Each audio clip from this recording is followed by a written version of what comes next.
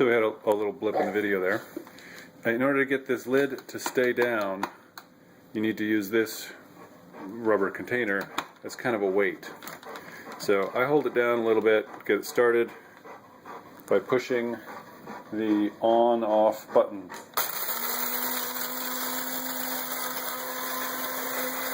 That's what happens. Okay.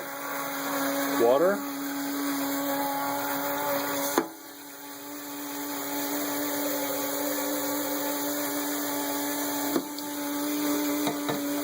If you're making coffee for one, you might want to put it up to about the 4-cup level.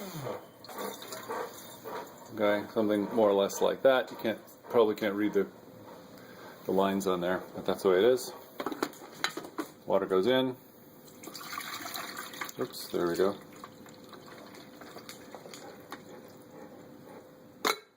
Close. This goes down there. And it will brew your coffee. There you go. That's your coffee lesson.